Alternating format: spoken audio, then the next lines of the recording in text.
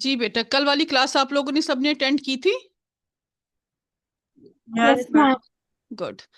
Okay, girls, today we will start page number 25. Open up your books, page number 25. There हमने ये hurricanes and cyclones हमने पढ़ा था. No ma'am, नहीं पढ़ा। Okay. Ma'am hurricanes and cyclones ये होते हैं असल में बहुत बड़े बड़े ओशंस के ऊपर. जब बहुत ज्यादा गर्मी पड़ती है तो क्या होता है, पानी गर्म होता है, इवेपोरेशन होती है. इवेपोरेशन से पानी किस में चेंज हो जाता है, इनटू द स्टीम. और स्टीम क्या है, स्टीम हमेशा क्या होती है, जिसकी एनर्जी, जिसमें सारी हाई एनर्जी मॉलिक्यूल्स होते हैं. जब वो हाई एनर्जी मॉलिक्यूल्स एयर में जाते हैं और ऊपर जब चलते जाते हैं और उनकी डेंसिटी कम होती है, ठीक है ना, वो वेपर्स की फॉर्म में होते हैं, एयर की फॉर्म में होती है स्टीम, उसकी डेंसिटी कम होती है. और वो जब ऊपर जाती है, ऊपर जाके टेम्परेचर कम हो जाता है. ठीक है. जब वो ऊपर गया, टेम्परेचर उधर कम हो गया, वहां जाके वो उसकी वो दोबारा से पानी से स्टीम से पानी में चेंज हो जाते हैं. जब वो लिक्विड में चेंज होते हैं, जिसको हम क्लाउड्स कहते हैं, या ठीक है, वो जो क्लाउड्स होते हैं वो अपनी एनर्जी रिलीज करते हैं, क्योंकि उसको स्टीम में चेंज होने के लिए उसको हमें हीट एनर्जी दी थी. अब दोबारा स्टीम से लिक्विड में चेंज होने के लिए वो अपनी हीट एनर्जी बाहर रिमूव करेगा, ठीक है, बाहर निकालेगा अपनी एनर्जी, एनर्जी रिलीज करेगा. और वो एनर्जी कहाँ जाएगी, हमारी एनवायरनमेंट में जाएगी. ठीक है. आप जब वो एनर्जी हमारे उसकी एनवायरनमेंट में चली गई, वो गर्म हो गया क्योंकि उसने हीट ट्रांसफर की है ना, फ्रॉम वाटर टू एनवायरनमेंट. अब एनवायरनमेंट में जब है, उधर एयर मौजूद है, वो भी गर्म हो जाएगी. गर्म होके वो एयर ऊपर चली गई, उसका प्रेशर कम हो गया. जो नीचे से वाटर वेपर्स ऊपर आ रहे हैं वो फौरन उनकी जगह ले लेंगे, ठीक है. और ऊपर जाके फिर यही प्रोसेस कंटिन्यू रहेगा, वो और ऊपर चले जाएंगे. ऊपर टेम्परेचर ठंडा है, ठीक है, जितना जमीन से ऊपर जाएंगे टेम्परेचर ठंडा होता जाता है. जैसे आप हिल स्टेशन पे जाएं तो टेम्परेचर ठंडा होता जाता है, ऊपर जाएंगे टेम्परेचर उसको ठंडा मिलेगा. वो भी जो वाटर वेपर जो नीचे से ऊपर आए थे, ठीक है, प्रेशर कम होने की वजह से, हीट रिलीज जब उसने की थी, प्रेशर कम हो गया तो नीचे से वाटर वेपर्स ऊपर आ गए दोबारा. तो वो वाटर वेपर्स दोबारा लिक्विड में चेंज होंगे, और वो भी उन पुराने वाले लिक्विड्स के साथ मिल जाएंगे और अपनी हीट रिलीज करेंगे. अब ये हीट जो रिलीज हो रही है ये सराउंडिंग में हो रही है. अब आप ये देखें, आहिस्ता आहिस्ता ये बहुत ज्यादा एक गोल. अच्छा, अब हमारी एक और उसमें बात वो बताएंगे कि ये जो हमारी अर्थ है गोल है, राउंड है ना, और इसकी रोटेशन भी अपने एक्सिस में गोल गोल घूम रही है. अब ये जब ओशन की बात होती है, ये कोई छोटी चीज की बात नहीं हो रही, ओशन की बात हो रही है. तो जो इवेपोरेशन है, वो जो वेपर्स निकल रहे हैं वो गोल गोल फॉर्म में ऊपर जाएंगे, ठीक है, वो भी मूव करते हुए जाएंगे. और जब ये सारा प्रोसेस ये 1 सेकंड में, कुछ मिनटों में हो रहा है प्रोसेस, जो मेरे एक्सप्लेन करने से भी पहले कितना बड़ा हरिकेन बन गया होगा. और ये हरिकेन ऊपर जा रहा है, मोशन में है, मूवमेंट हो रही है, ठीक है, करंट मूव हो रहा है, और कन्वर्जन हो रही है वेपर्स की लिक्विड में. और ये जो प्रोसेस कंटिन्यू रहेगा और ये गोल घूमता हुआ पूरा एक हरिकेन की शक्ल ले लेगा. ठीक है, मैं अब इसको पढ़ती हूँ, आप ध्यान से सुने. Hurricanes form over a warm ocean water. Ocean में होता है वार्म ओशन वाटर, गर्म ओशन के पानी में. स्क्रीन शेयर हो रही है आप पे, आपको स्क्रीन यस नजर आ मैम। रही है जी? ठीक है, आप यस मैम। ठीक है. Hurricanes form over warm ocean water. The warm water causes evaporation. गर्म पानी क्या करेगा, इवेपोरेशन होगा, समंदर का पानी वेपर्स में चेंज होगा. And this moist air rises due to convection. अब ये एयर में मॉइस्ट भी पैदा हो गई, लेकिन गर्म है, गर्म पानी ऊपर जा रहा है ना, और इसमें कन्वेक्शन पैदा होगी, ये ऊपर जाएगी. As it rises it cool and form cloud through conduction. अब ये जब ऊपर गई, ठीक है, इसने अपनी हीट, ये क्लाउड्स में चेंज हो गई, क्लाउड्स में चेंज होगी तो क्या होगा, ये water vapour will change into water.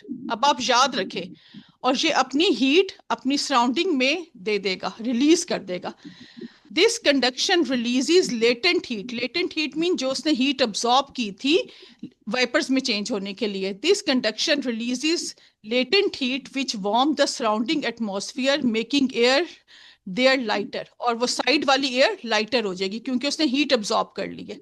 As a result air continue to rise, साथ वाली एयर भी ऊपर चली गई, लोअरिंग द एटमॉस्फेरिक प्रेशर, जब वो ऊपर गई तो प्रेशर कम हो गया at its surface. This decrease in pressure increase the rate of evaporation and cause more warm moist air from the ocean to move up. और उसकी जगह क्या लेगा, और moist air उसकी जगह ले लेगी। The earth rotation cause this rising air to spin. अब ये ओशन की बात हो रही है और ये जो एयर राइज हो रही है, हमारी अर्थ स्पिन कर रही है, तो ये भी हमारी एयर भी, ये इवेपरेशन भी स्पिन की शक्ल में जाएगी ऊपर घूमती हुई, ठीक है। Forming a cyclone system, cyclonic system एक बन जाएगा। As the system gather strength it can develop, strength कैसे होगा, अगर ये वेपरेशन बहुत तेजी से होती रही।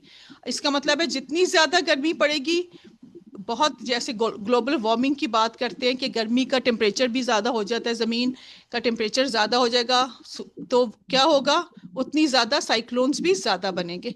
It can develop into the hurricanes with high wind speed, और ये विंड की स्पीड कैसे बन रही है, ड्यू टू क्योंकि इवेपरेशन हो रही है, वो ऊपर जाती है, लिक्विड में चेंज हो जाता है, लिक्विड में जब चेंज होती है तो अपनी हीट बाहर निकाल देती है, फिर उसकी जगह वो विंड की शक्ल लेगा। लेकिन ये प्रोसेस सारा इतना तेजी से होगा और इतनी स्पीडीली होगा, it will take the shape of hurricane. और ये हरिकेन जो है ये समंदर पे घूमता हुआ हवा के प्रेशर की वजह से, क्योंकि आपने पढ़ा था सी में एक और होता है, दिन के टाइम क्या होता है, हमारी कौन सी होती है, दिन के टाइम कौन सी मूवमेंट होती है, सी ब्रीज। सी ब्रीज होती हैं जी। सी ब्रीज की वजह से ये भी समंदर की तरफ से पानी की तरफ, वो सॉरी समंदर से लैंड की तरफ मूव होगा हरिकेन भी, ठीक है, सी ब्रीज की वजह से।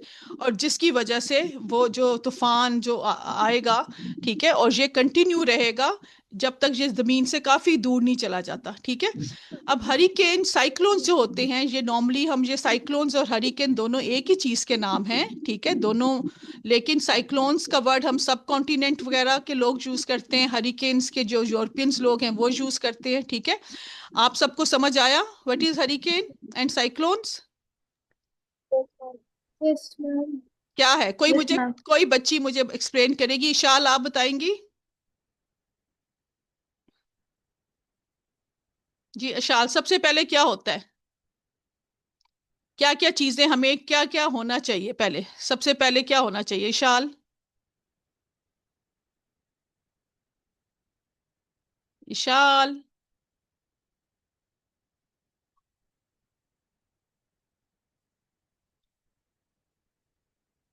अच्छा अलीजा फातिमा आप बताएं बेटा।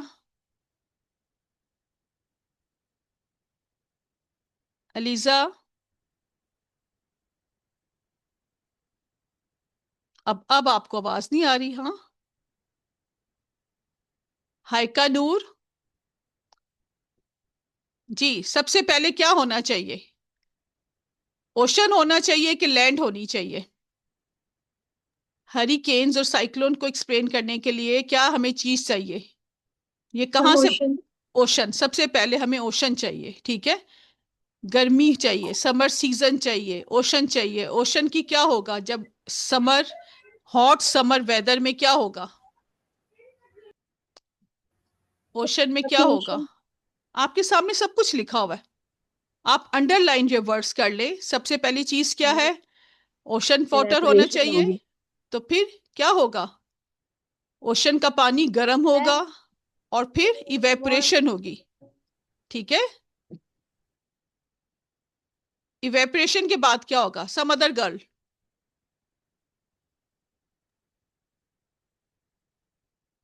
जी इवेपोरेशन के बाद क्या होगा बेटा, आपके सामने भी लिखा हुआ है, मैम, हिडन मैम नहीं ड्यू है। टू कंडेंसेशन ड्यू टू होगी। कंडेंसेशन क्लाउड्स फॉर्मेशन होगी। मैम आपके उसकी अभी, डेंसिटी कम से होकर ऊपर अभी जाएगा पानी नहीं, में फिर। हाँ उसकी डेंसिटी, जब पानी की वेपरेशन होती है तो वो स्टीम बन के एक तरह की ऊपर जाता है पानी, ठीक है। हमारी एयर के साथ वो पानी ऊपर जाएगा वाटर वेपर्स, लेकिन फौरन वो किसमें, क्लाउड्स में नहीं बन जाएंगे, लिक्विड में चेंज नहीं हो जाएगा। जब काफी ऊपर चला जाएगा, जहां उसका टेम्परेचर डिफरेंस आ जाएगा, it will change it state from gas into liquid. अब जब लिक्विड में चेंज होगा तो क्या वो रिलीज करेगा? मैम हीट हीट रिलीज करेगा, लेटेंट हीट। लेटेंट हीट कौन सी होती है? वो हीट जो उसकी स्टेट को कन्वर्ट करने के लिए यूज होती है, ठीक है। लेटेंट हीट रिलीज करेगा, और वो लेटेंट हीट कहाँ जाएगी? सराउंडिंग में। उसके सराउंडिंग में जाएगी, ठीक है। जो क्लाउड बना है उसके सराउंडिंग में वो हीट चली गई। अब हीट से क्या होगा? उसकी सराउंडिंग भी गर्म हो जाएगी, क्योंकि वो एक छोटी ओशन की बात हो रही है, ठीक है। जब हीट उस क्लाउड ने रिलीज की तो वो सराउंडिंग भी वार्म हो जाएगी। जब वो गर्म हो गई तो क्या होगा एयर का? गर्म हीट क्या? एयर लाइटर हो जाएगी। जी बिल्कुल, एयर लाइटर हो जाएगी, उसका प्रेशर कम हो जाएगा, ठीक है। और जब प्रेशर डिक्रीज होगा तो फिर क्या होगा? साथ वाली जो नीचे वाली एयर है वो ऊपर आएगी, और उसमें हमारी मॉइस्चर भी मौजूद है। वो ऊपर आएगी, जब वो ऊपर आएगी तो फिर वो यही काम होगा, एक लेवल पे जाके उसका टेम्परेचर कम हो जाएगा और वो लिक्विड में चेंज हो जाएगी और क्लाउड बना लेगी। और ये प्रोसेस कंटिन्यू रहेगा, और इतना स्ट्रांगली कंटिन्यू रहेगा, इतना फास्टली कंटिन्यू रहेगा कि it will take the shape of hurricanes. और सबसे बड़ी आपने दूसरी बात ये भी बतानी है कि इसमें क्योंकि हमारी अर्थ जो है स्पिन कर रही है अबाउट इट एक्सिस, इस स्पिनिंग की वजह से हमारा इवेपोरेशन का जो सिस्टम है वो भी स्पिन करेगा, ठीक है। आपके जो क्लाउड्स बन रहे हैं वो स्पिनिंग फॉर्म में बनेंगे, स्ट्रेट क्लाउड्स नहीं बनेंगे जो आप नॉर्मली देखते हो, एक स्पिनिंग फॉर्म के बनेंगे। और वो उसको हम स्पिनिंग फॉर्म के जो क्लाउड है उसे हम कहते हैं हरिकेन्स और साइक्लोन्स, ठीक है। अब हमारा अगला टॉपिक है थर्मल रेडिएशन। हमने ये बेटा पढ़ लिया था कि नहीं पढ़ा था? नहीं मैम नहीं पढ़ा। अच्छा, मैंने पढ़ बेटा लिया था। किसी क्लास में मैंने पढ़ा दिया था, शायद किसी क्लास का रह गया हो। नहीं। अच्छा जी, थर्मल रेडिएशन क्या होता है? उस इन थर्मल रेडिएशन के हमारी तीन किस्म की हीट ट्रांसफर का मेथड होता है। पहला मेथड है सॉलिड में कंडक्शन के थ्रू, लिक्विड में या गैसेस में हम कहते हैं थ्रू कन्वेक्शन। तीसरा मेथड है अगर कोई स्पेस, अगर वैक्यूम है तो हीट कैसे ट्रांसफर होगी? इन the form of infrared radiation, ठीक है। अब आप ये देखें, जैसे इवन आप कोई हीटर के पास खड़े हैं, ठीक है, और आपने हीटर को टच नहीं किया, ठीक है, लेकिन आपको हीट आप तक पहुंच रही है। इट विल आप तक कैसे पहुंच रही है? In the form of infrared radiation, ठीक है। अब इंफ्रारेड रेडिएशन क्या है? These are the waves, electromagnetic waves है, ठीक है। इसका मतलब है तीसरा मेथड क्या है? In the form of radiation, और वो रेडिएशन क्या है? इलेक्ट्रोमैग्नेटिक वेव्स है। हीट हमारे पास तीन तरीकों से पहुंचती है, एक conduction in solid, convection in liquid. Convection में क्या होता है कि गर्म होकर हीट ऊपर चली जाती है, उसकी जगह वही ठंडी वो लो हाई प्रेशर की चीज ले लेती जगह, और फिर वो कन्वेंशन करंट कंटिन्यू रहता है। रेडिएशन है, रेडिएशन में क्या होता है कि heat transfer to us in the form of radiation, ठीक है। अब मैं आपको पढ़ती हूँ। Heat transfer through electromagnetic wave does not require any physical contact. For example, the sun heats the earth through radiation. हमारी जो सूरज है वो अर्थ को हीट करता है in the form of radiation. And you feel warmth from a fireplace even at the distance. This process of transfer of heat in the form of electromagnetic radiation or infrared radiation is called radiation. जी समझ आई इधर तक आपको कि third method क्या है? In the form of radiation. इसमें आपको physical contact नहीं चाहिए होता, heat will transfer in the form of radiation. Heat transfer to conduction and convection requires a medium. However, heat transfer through radiation does not require a medium. There is a vacuum between earth and the sun, but still heat and light reaches the earth in the form of radiation. ठीक है। Now, इसके बाद है, इसके निचला थोड़ा सा जी, screen में ऊपर कर रही हूँ स्क्रॉल, हाँ जी। अच्छा जी, अब आगे आपको ये बताया है light is the fastest entity in nature. Entity होता है कोई चीज भी जो दुनिया में है, लाइट जो है सबसे फास्टेस्ट चीज है उसकी, ठीक है। ऑल फॉर्म, बेटा मैंने इसलिए आपकी इधर बुक पे लिखा हुआ है ताकि आप अपनी नोटबुक्स पे, अपनी बुक पे भी ये लिख ले सब कुछ। All form of electromagnetic radiation including heat move at the speed of light. और जो रेडिएशन है, जो सूरज की रेडिएशन हीट की फॉर्म में हम तक पहुंच रही है, इसकी स्पीड क्या है? Equal to the speed of light. मैंने एक साइड पे स्पीड ऑफ लाइट लिखी हुई है, ठीक है, 1,86,240 माइल्स पर सेकेंड। ये है हमारी लाइट की स्पीड, ठीक है, कि वो हमारी सूरज से हम तक पहुंचने में सिर्फ 8 मिनट लेती है तो हम तक पहुंच जाती है, क्योंकि उसकी स्पीड 1,86,240 है। अच्छा जी, और हमारी हीट की भी यही स्पीड है जो लाइट की स्पीड होती है, ठीक है। Therefore, radiation is the fastest method for transferring heat. Every object emit infrared radiation, but hotter object emit greater amount of it. For example, sun emit large amount of radiation, whereas less hot object like human body emit small amount of radiation. अब आप ये देखें, उसने कहा है कि हर चीज radiation emit करती है, ठीक है। आपको मैंने एग्जांपल देती हूँ कि जैसे आप पूरी क्लास हम बच्चों से भर लें तो क्या होगा? आपको उसमें सफोकेशन या गर्मी फील नहीं होगी? होती है ना। इसी तरह अगर हम अकेले एक पंखे के नीचे बैठे होंगे, हमें ज्यादा अच्छी उसकी हवा लगेगी, लेकिन अगर ज्यादा लोग आ जाएं तो फिर हमें वो हवा वही गर्म लगने लग जाएगी, क्योंकि हमारी बॉडी का भी टेम्परेचर है, ठीक है ना। हमारी बॉडी का 98 डिग्री टेम्परेचर होता है। वो टेम्परेचर भी, इसका मतलब हमारी बॉडी हॉट बॉडी है, इसमें से भी रेडिएशंस निकल रही हैं इन the form of infrared radiation, जो हमारे एनवायरनमेंट को गर्म करती हैं, ठीक है। और उसने कहा सबसे ज्यादा जो है सूरज एमिट करता है रेडिएशन, ठीक है, और बाकी हमारी बॉडी जो है सबसे कम रेडिएशन एमिट करती है। और आप एक और एग्जांपल मैं आपको देती हूँ कि हमारी बॉडी कैसे इंफ्रारेड रेडिएशन एमिट करती है। जैसे आप सर्दियों में ब्लैंकेट लेकर या रजाई लेकर आप सोते हो, क्योंकि ब्लैंकेट या रजाई में वो कोई हीटर नहीं लगा हुआ, ठीक है, वो सिर्फ इंसुलेटर का काम करती है। आपकी बॉडी जो है वो खुद गर्म होती है, उसमें से रेडिएशन निकल रही है, और वो उस रेडिएशंस को, उस गर्माइश को, हीट को बाहर नहीं जाने देता, ठीक है। रजाई या ब्लैंकेट का क्या काम है? सिर्फ वो इंसुलेटर का काम करता है और आपकी हीट को अंदर ही ट्रैप रखता है, ठीक है। किसका मतलब है? आपकी बॉडी से हीट एनर्जी प्रोड्यूस हो रही है और वो आपको वार्म करती है, ठीक है, इन द विंटर्स जी। अब इसका है इफेक्ट ऑफ डिफरेंट सरफेसेस। अब डिफरेंट सरफेसेस डिफरेंट इफेक्ट करती हैं, ठीक है। कुछ हीट ज्यादा अब्जॉर्ब करती हैं, कुछ हीट ज्यादा इमिट करती हैं, कुछ हीट अब्जॉर्ब ही नहीं करती और कुछ इमिट भी नहीं करती। All objects absorb as well as radiate heat energy in the form of infrared radiation. Amount of thermal radiation emitted by the object depend on the different factors. अब वो किस किस चीज पे डिपेंड करता है कि कौन सी चीज ज्यादा हीट इमिट करती है और अब्जॉर्ब करती है। ये मैंने आपको नेक्स्ट पेज जी। अब आप ये देखें, ये लिखा हुआ है number 1 point, surface colour of the object.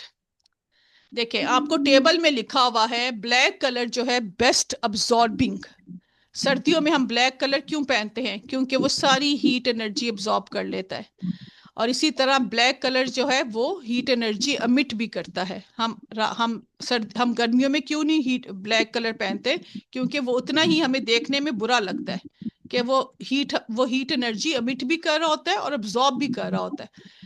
और रिफ्लेक्टिंग जो है, रिफ्लेक्टिंग का मतलब ये होता है कि वो अब्जॉर्ब भी नहीं कर रहा और अमिट भी नहीं कर रहा, वो रिफ्लेक्ट कर रहा है। जितनी हीट उस पर पड़ रही है वो रिफ्लेक्ट कर देता है, इसका मतलब है अब्जॉर्ब नहीं कर रहा, रिफ्लेक्ट। जैसे आपके शीशे होते हैं, ठीक है, मिरर्स होते हैं, आप उससे अक्सर खेलते हो, सूरज की रोशनी में रख के एक दूसरे की आंखों पे मारते हो, डालते हो लाइट, वो रिफ्लेक्शन होती है, ठीक है।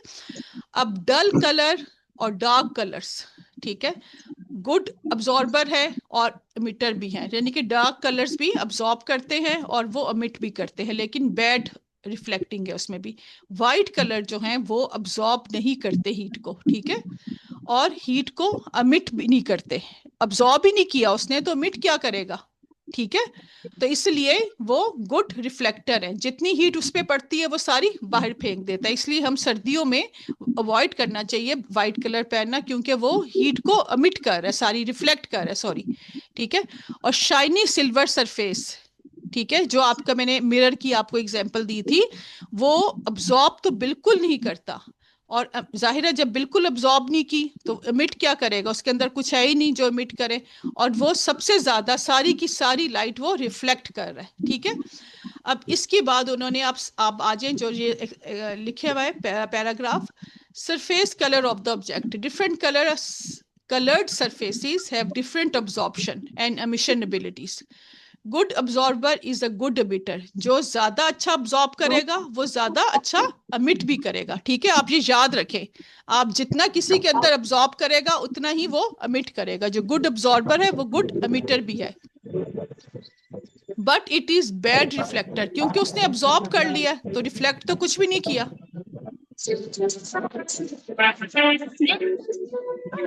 जी बेटा, आप अब म्यूट कर लें बेटा अपने मोबाइल्स को। जी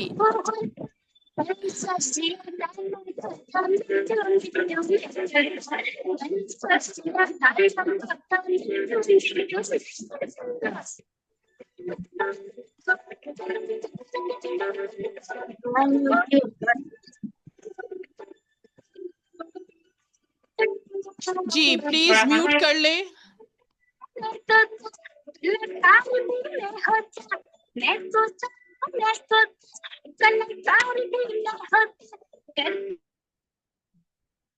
जी गर्ल्स, अभी तक हमने पढ़ा था कि जो ब्लैक है, anyone can tell me again, please repeat, जो ब्लैक कलर होता है वो क्या करता है?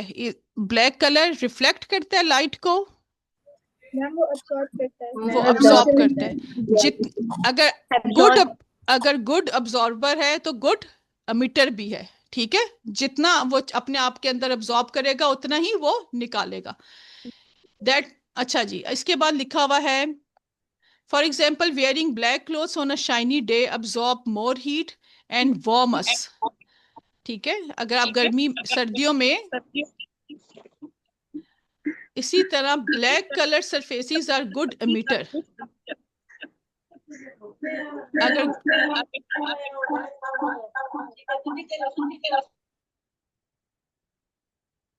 जी, black colour is a good absorber and good emitter. That's why laptop charger are made up of black color surfaces. It help to cool it quickly.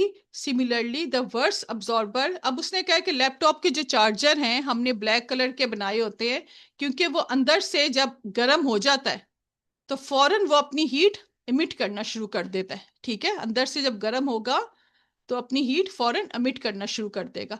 Similarly the worse absorber is also the worse emitter, but it is good reflector, जैसे white colour है। Shiny silver surfaces are good reflector. ठीक है, जैसे mirror की example मैंने दी थी। That is why car windscreen shades are made from silver colour surfaces. जो विंड स्क्रीन है उन्होंने उसकी शाइनी बनाई होती है ताकि वो रिफ्लेक्ट करे, ज्यादा से ज्यादा लाइट अब्सॉर्ब ना करे। ठीक है जी, now the next is texture of the surface. बेटा इधर तक सबको समझ आ गई है? Should we move forward?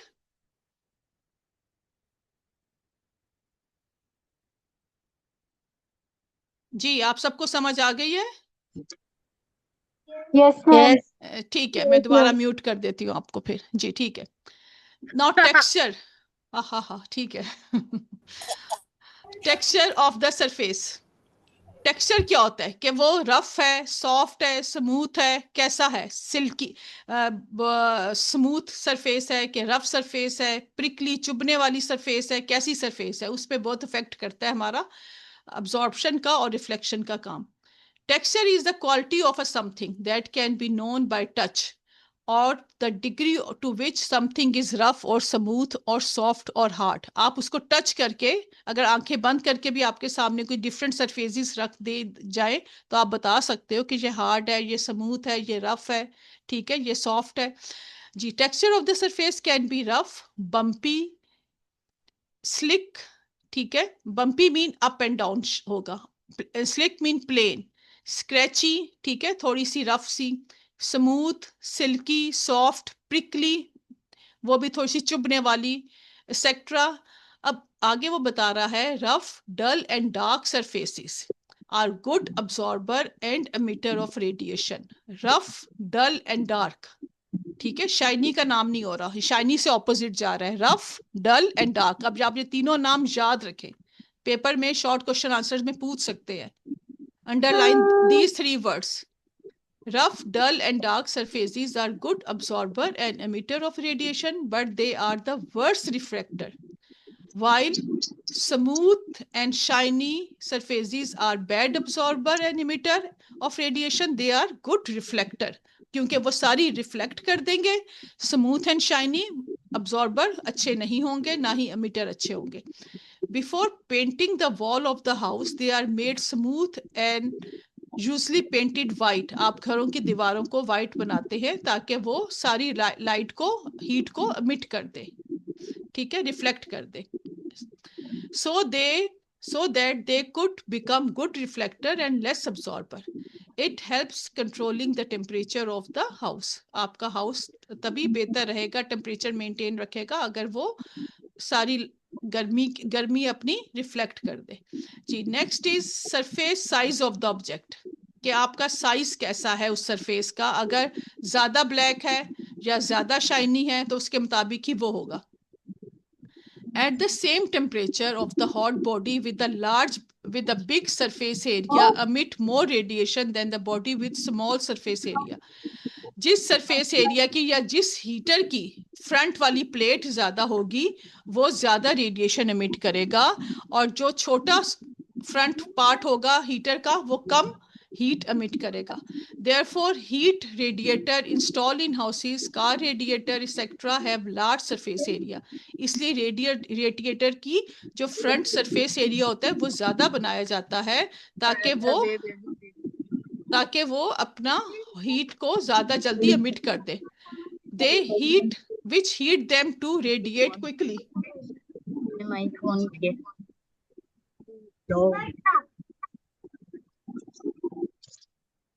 Ji, next page. Now, for example, infrared heaters that primarily emit infrared waves have large plates area so that it could radiate more heat. इसी तरह उसने कहा है कि हीटर की बात की है कि हम लार्ज प्लेट बनाते हैं, उसका एरिया इंक्रीज हो जाता है और वो हीट भी ज्यादा एमिट करेगा। इसका अब आपका ये सेकंड पॉइंट था, सरफेस एरिया की बात थी।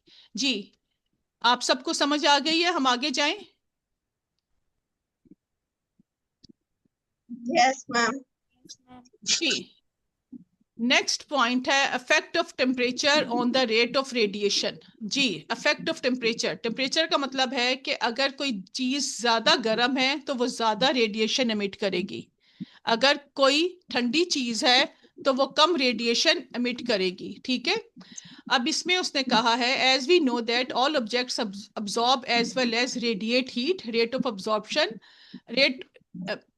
rate of radiation emitted by an object is directly proportional to the temperature of the object.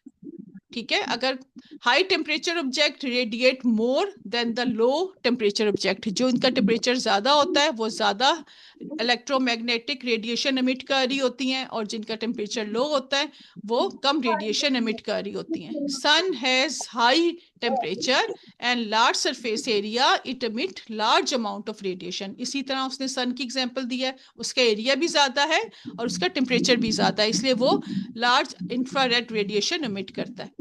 While a cooking stove has low temperature and small surface area than the sun, it emits less amount of radiation.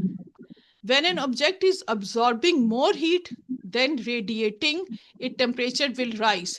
अगर कोई object जो है वो absorb कर रहा है heat, ठीक है, और अपनी हीट रिलीज नहीं कर रहा, तो उसका क्या होगा, टेम्परेचर इंक्रीज होता जाएगा। When the object is emitting more radiation than absorbing, तो इसका टेम्परेचर ड्रॉप होता जाएगा, ठीक है। इसका मतलब है जो अब्जॉर्ब करेगा उसका टेम्परेचर इंक्रीज होगा, जो जिसमें से रेडिएशंस निकल रही हैं, जो एमिट कर रहा है, उसका टेम्परेचर ड्रॉप होता जाएगा, and it will cool down as object will remain at the same temperature if it is absorbing and radiating heat at equal rate. अब उसने कहा है अगर उस बॉडी का टेम्परेचर सेम रहेगा जिसकी अब्जॉर्प्शन और एमिशन का रेट सेम है, अगर उन दोनों की अगर वो अब्जॉर्ब भी उसी क्वांटिटी में कर रहा है और रेडिएशन भी उसी टाइम से कर रहा है, तो उनकी टेम्परेचर सेम रहेगा, ना इंक्रीज होगा और ना ही डिक्रीज होगा। इंक्रीज कब होता है? जब वो क्या करे, ऑब्जेक्ट का टेम्परेचर कब इंक्रीज होता है? जब वो जब वो हीट अब्सॉर्ब करे तो उसका टेम्परेचर इंक्रीज होता जाएगा, और अगर वो क्या करे उसका टेम्परेचर कब डिक्रीज होगा? वो रेडिएट करेगा, जब उसमें से रेडिएशंस निकलेंगी, ठीक है, तो वो टेम्परेचर उसका डिक्रीज होता जाएगा। This state is called thermal equilibrium. Thermal equilibrium क्या होती है कि अब उसकी अब्जॉर्प्शन एंड रेडिएशन दोनों इक्वल है, उसी रेट से वो अब्जॉर्ब कर रहा है और उसी रेट से वो रेडिएशन उसकी रेडिएट कर रहा है, तो हम कहेंगे जब दोनों इक्वल हो गई तो वो इक्विलिब्रियम स्टेज में आ गया। A hot cup of tea is placed on table. Initially, its temperature is higher than its surrounding. पहले आपका जो कप का टेम्परेचर है वो ज्यादा होता है, तो वो क्या करेगा, इमिट करेगा कि अब्सॉर्ब करेगा? कब क्या करेगा? एमिट। emit, बिल्कुल, it will be emitting radiation at a faster rate, its temperature will decrease. After a while its temperature will reach the temperature of the surrounding. जितना कमरे का टेम्परेचर है उतना टेम्परेचर उसका भी हो जाएगा. It will reach to the thermal equilibrium. ठीक है. Now the next topic is जी लेस्ली क्यूब. लेस्ली क्यूब क्या है? लेस्ली क्यूब मीन एक हमने क्यूब होता है, क्यूब का पता है ना आपको? मेरी बुक में नहीं है। आपकी बुक में क्या नहीं है बेटा? मेरे टॉप पे। क्यों नहीं है? आपकी बुक कहीं और से बन के आई है। मैम पेज नंबर क्या? Page number 27। मैम है जी लेस्ली क्यूब. लेस्ली क्यूब है, एक क्यूब होता है जी, आप सबको पता है क्यूब क्या होता है? उसकी कितनी साइड्स होती हैं? 4 इक्वल साइड्स। इसकी कितनी साइड्स होती हैं? 4 इक्वल साइड्स। इसके 6 फेसिस होते हैं. लेस्ली क्यूब के कितने फेसिस होते हैं? 6 फेसिस होते हैं, ठीक है. लेकिन हम इसको हमने जो लेस्ली क्यूब के एक्सपेरिमेंट है, ये एक स्कॉटलैंड का साइंटिस्ट था जॉन लेस्ली, उसने किया था. इस एक्सपेरिमेंट में अब क्यूब को हमने उसकी एक टॉप और एक बॉटम वाली साइड भी होती है, क्योंकि उसको हम बॉटम तो यूज होगा उसको उसको उसको रखने के लिए, ठीक है, उस साइड को हम यूज नहीं करेंगे.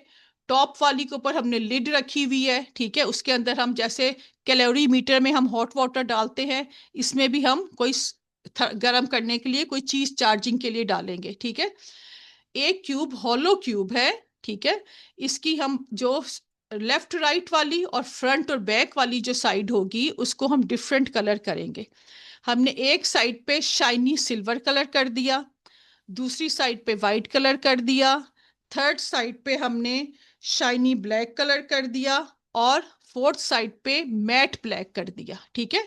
देखें, शाइनी ब्लैक और मैट ब्लैक, और एक साइड पे शाइनी सिल्वर और दूसरी साइड पे वाइट कलर. इसकी कौन कौन सी साइड पे हमने किया है मुझे बताएंगे? लेफ्ट राइट वाली साइड क्यूब की, और फ्रंट और बैक वाली साइड पे, ठीक है. और नीचे वाली साइड